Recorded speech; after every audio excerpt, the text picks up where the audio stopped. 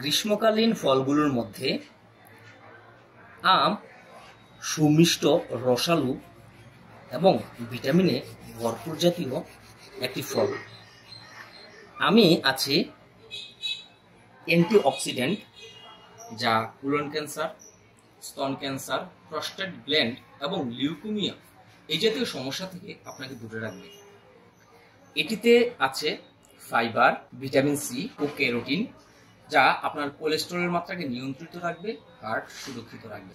এক কাপ আমে 25% vitamin A থাকার কারণে চোখের শুষ্কতা ভাব কাটানো সহ এটি আপনার চোখের দৃষ্টিশক্তি বাড়াতে সাহায্য করবে। যারা রক্তশূন্যতায় ভুগছেন, আয়রনের ঘাটতিতে ভুগছেন, তারা অবশ্যই আম রাখতে পারেন, এতে রক্তকণিকা বাড়াবে। আমে থাকা ট্যারিক অ্যাসিড, ম্যালিক অ্যাসিড ও সাইট্রিক অ্যাসিড দেহের ক্ষারীয় উপাদান বজায় রাখতে সাহায্য করে। এই গরমে হিট স্ট্রোক থেকে রক্ষা করতে এক গ্লাস আমের জুস আপনাকে বিশেষভাবে সহায়তা করতে পারে, কেননা এই গরমের ক্লান্তি থেকে নিজেকে সুরক্ষা দান করতে পারে এক গ্লাস আমের জুস। আমে আছে 25 ধরনের ক্যারোটিনেট, ভিটামিন সি, ভিটামিন এ যা রোগ প্রতিরোধ ক্ষমতা বাড়াতে সাহায্য করে।